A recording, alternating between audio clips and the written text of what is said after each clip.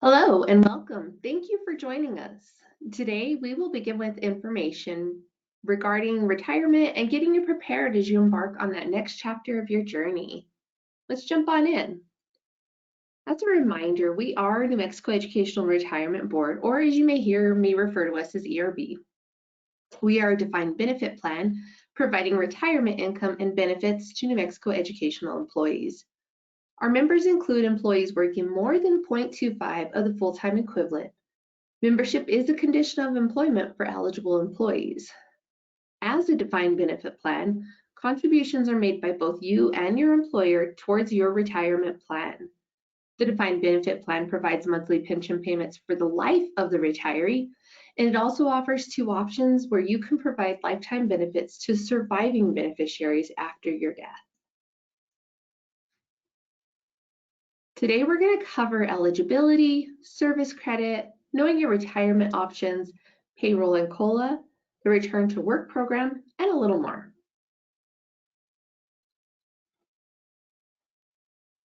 So eligibility, find your tier. ERB has 4 tiers. The tier you are in is based on when you began employment with an ERB employer.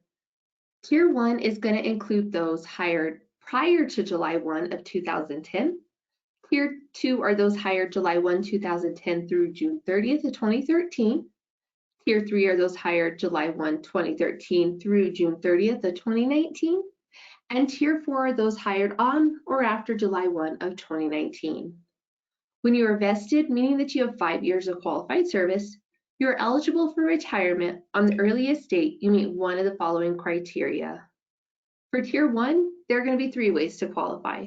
The first is going to be your 25 and out, meaning earned service credit plus allowed service credit equals 25 or more years. There is no minimum age requirement on this rule only. We have the rule of 75. That's going to be your age plus earned service credit equals 75 or more. And finally, we have the 65 and 5. If you're at least 65 and have 5 or more years of service credit, you are eligible. For tiers 2, 3, and 4, there are also 3 ways to qualify. The first is going to be your 30 and out, meaning that your earned service credit equals 30 or more years. The second is the rule of 80, meaning your age plus earned service credit equals 80 or more. And finally, we have the 67 and 5.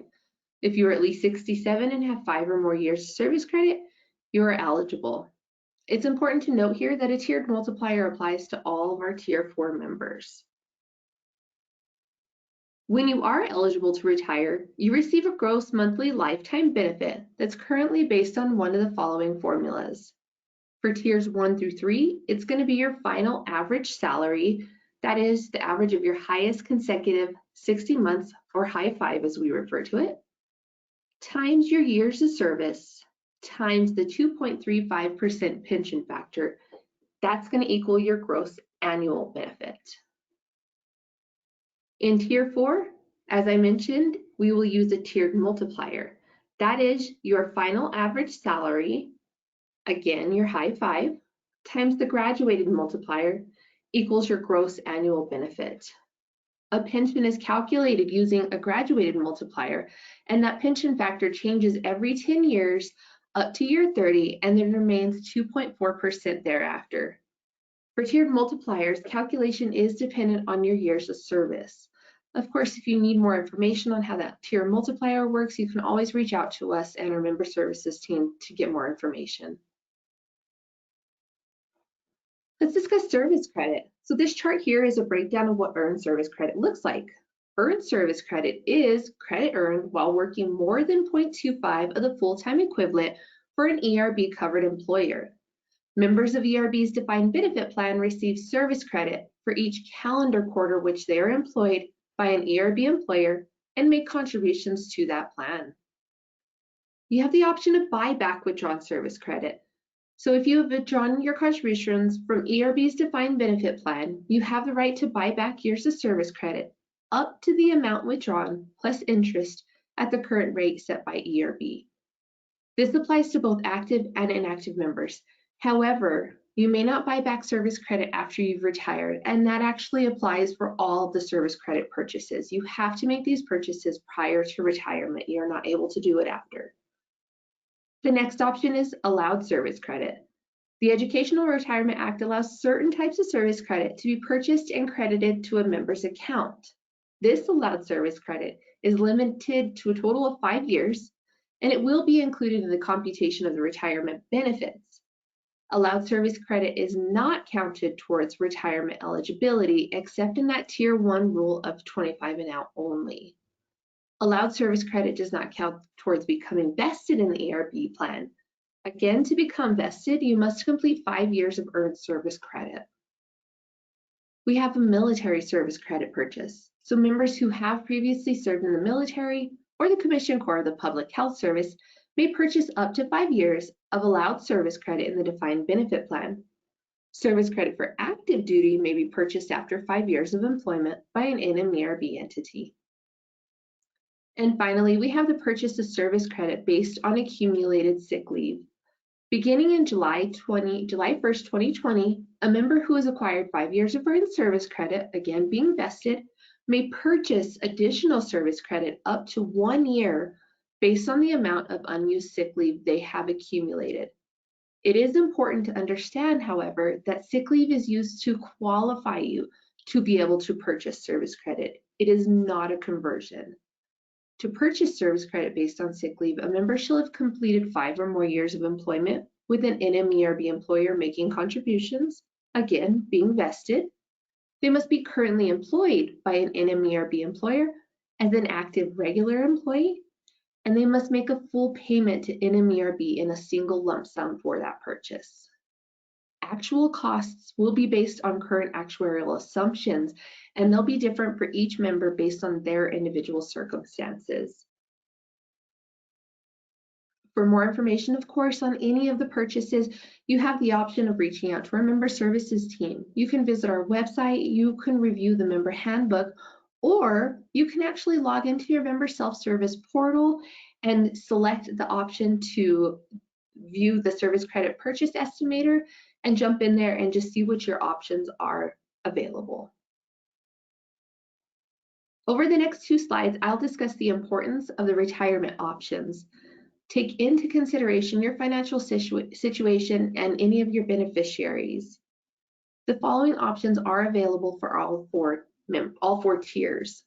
The first is going to be your option A. This is the highest monthly benefit amount. However, there is no lifetime benefit for a beneficiary. Any unused contributions will be refunded to the designated beneficiary, and this is the only option that you can have more than one beneficiary. It's also the only option that the beneficiary can be an estate, a charity, or an organization. Next, we have the option B. This is a reduced benefit option. This is going to be the least monthly benefit amount. This option does provide 100% survivor's benefit for the remainder of their life. There is a 10-year age provision for a non-spouse option. And what that means is that the beneficiary cannot be more than 10 years younger than the member to receive this benefit. Finally, we have option C. Under our option C, your monthly benefit is reduced to provide a designated beneficiary with a 50% survivor's benefit for their lifetime. Under both options B and C, you may only name one beneficiary. I want to throw a little note in here that's important to understand that once you have retired, you are not able to change your beneficiary option. So I recommend choosing wisely. Make sure that that beneficiary is who you want to receive that benefit, because that is not an option to change after you've retired. Some considerations and things to consider when you're determining whether it's time to retire or not. The first is going to be age reductions. For the rule of 75 in Tier 1, there is a permanent reduction in benefits if you are under the age of 60. For the rule of 80 in Tiers 2, 3, and 4, there's a permanent reduction in benefits if you are under the age of 65. Working longer will minimize or just get rid of the age reductions altogether. You want to consider all your personal finances, your savings, your debts. Do you have other income sources such as Social Security? What about property and other assets? You also want to consider healthcare options and costs because these are not included in your estimate of benefits, and they are your responsibility to research, select, and set up with a third party. Options to consider would be, of course, New Mexico Healthcare Authority. You can always check with your employer, check with your HR for additional options, and sometimes consider a spouse's healthcare if that option is available to you. All of our forms can be found on our website under the Forms tab, including the Request for Benefit Estimate form. When you are within a year of retirement, submit a request for an audited benefit estimate to determine what your pre-tax retirement benefits will be. This estimate, of course, is for informational purposes only so that you can use it and gauge whether or not you are satisfied with that benefit or if you want to continue working to increase that benefit. There is no obligation to the date you select on this estimate. The application, when you have decided it's time to retire, that very first step in the process after submitting and getting an audit on your benefit or on your service credit history, it's going to be to get that retirement application. This can be found on our website under that Forms tab, as I showed you in the previous slide. You can also find it in one of our office locations, or you can find it in your member self-service portal.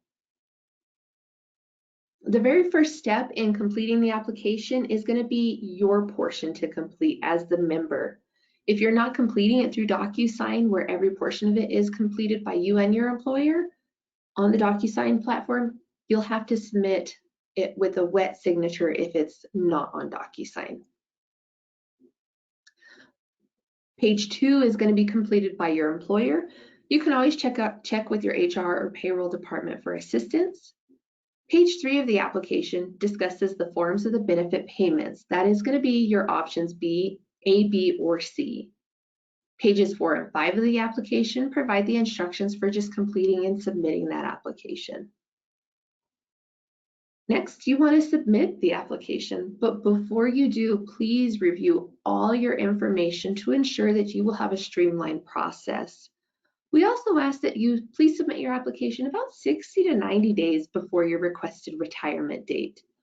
Of course, our July 1 date is the most popular retirement date, and so we just recommend submitting even earlier. You can submit as soon as January if you'd like, if you're sure that that's what your retirement date is going to be, and you can always rescind that if you need to, but the sooner the better. Once we have received your application and it has been processed, you'll receive your retirement packet. In your retirement packet, you will have 5 forms. The first is going to be your final selection of benefits form. This must be notarized. This is the form used to select your pension payment option. Again, that's A, B, or C. And you are not able to modify this option once it's submitted. As mentioned, choose wisely. You'll have your direct deposit form. You'll have a federal and New Mexico tax deduction form. Just note that we cannot give any tax guidance, nor would you want us to, so please just consult with the tax professional when completing this portion. You will also find a permanently reduced rate calculation notice if applicable. This is the form that acknowledges that you understand that based on your age, your retirement benefits will be permanently reduced. And you'll also find a return to work after retirement notice. Whether you think you'll return to work or not, it's important that you read and sign NMERB's return to work notice. Failure to comply can result in the suspension of benefits. Payroll and COLA. Upon receiving your final retirement documents and final reporting from your employer, you will be placed on payroll. Benefits are directly deposited on the last business day of the month. For example, if you retire July 1 of 2024, your first pension payment is going to be July 31st of 2024. If you retire with New Mexico Para Reciprocity, that's the Public Employee Retirement Association, you will receive 2 separate direct deposits, one from NMERB and one from Para. For those not familiar, reciprocity occurs when a member has service credit with both an NMERB employer and an NM Para employer. Of course, for more information on pair and reciprocity, you can reach out to us and gather that information. COLA is the cost of living adjustment. It is a variable and it's based on the Consumer Price Index. For tiers 1 and 2, COLA eligibility begins on July 1 of the year you turn 65 or July 1 of the year following your effective retirement date, whichever is later. For tiers 3 and 4, COLA eligibility begins on July 1 of the year you turn 67 or July 1 of the year following your effective retirement date, again, whichever is later. COLA is calculated every year, and you can always find that rate on our website. So our return to work programs. Before we jump into here, I just want to make sure you understand that for all of our return to work programs, an application must be submitted by the member and approved by ERB before work can begin. Retirees who fail to satisfy the requirements under the Educational Retirement Act and ERB rules addressing returning to work after retirement will have their pension benefits suspended, and any benefits received during the ineligible return to work period will be required to be paid back, including interest. Currently, we have 4 return to work programs. The first is going to be that return to work with a 12-month consecutive layout. While this is a current program available, it does sunset on January 1 of 2024. So members who are not already retired and will have completed their 12-month layout prior to December 31st and submitted their application and got approved, having completed all those steps before December 31st, they will not be eligible for this program. It will sunset. We do have a return to work program of 36 consecutive or non-consecutive months. This program requires a 90-day consecutive layout, and the retiree may work a maximum of 36 consecutive or non-consecutive months. There are no earning limits or full-time equivalency under this program. And retirees in this program shall make non-refundable employee contributions to the ERB fund. Employers will also continue to make employer contributions for the retirees in this program. We have the return to work program earning less than $15,000. This program also requires a 90-day consecutive layout period. Contributions are not required by either the employee or employer, but a member may not earn more than $15,000 per fiscal year. Earning even a penny more will cause your benefit to be suspended, and any benefit payments issued post-violation must be repaid. And then finally, we have our return to work program of working 0.25 full-time equivalency or less. Retirees may return to work at the 0.25 full-time equivalency or less. There is not a layout period required for this program. However, an application must be submitted and approved before a member may begin work. Contributions are not required by the employee or the employer. Please remember, as I mentioned, prior to beginning work with an ERB employer after retirement, the following steps must be followed. A member must apply or submit an application for one of the return to work options. The member must receive approval from ERB, and the member must provide the employer with a copy of that approval. And to reiterate, retirees who fail to satisfy the requirements under the Educational Retirement Act and ERB rules addressing returning to work after retirement will have their pension benefits suspended, and any benefits received during the ineligible return to work period will be required to be paid back, including interest. When you're deciding which program to choose from, you can use this as a reference to see the options for each program. This can be found on our website under the Retired Member tab. It will also be updated when that 12-month return to work program sunsets in January.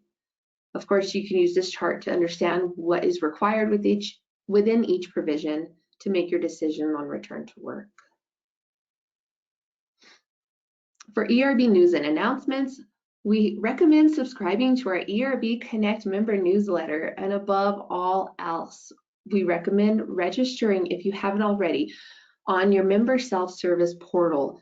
This is going to give you access to your benefit estimator. It's going to give you access to your information that you can make sure is current. If it's not current, reach out, make sure it is. This can give you access to your beneficiary designation form that you have on file pre-retirement. If that's not updated, of course, make sure to update that with us. Make sure that if you've had any life-changing events, all that information is updated, and you can view all of that in your member self-service portal. You can also access that service credit purchase estimator. And as I mentioned already, that benefit estimator, you can go on there, you can get an idea of when you are eligible for retirement, and you can change the options to see what your retirement benefit may look like. It's a wealth of information available at your fingertips. For more information, you can always contact us. On the screen here, I've included our email address, our phone number, and our 2 office locations. And finally, for additional resources and information, I've also included the contact information for New Mexico Retiree Healthcare Authority, for PARA, or Public Employee Retirement Association. I've included the number and website for the Social Security Administration, and the website for federal taxes and New Mexico state taxes. And that is it, folks. I thank you for your time. I thank you for being here and just taking the time to understand. Of course, if you have any other questions, please just reach out to our member services team. We are here for you. Thank you and have a wonderful day.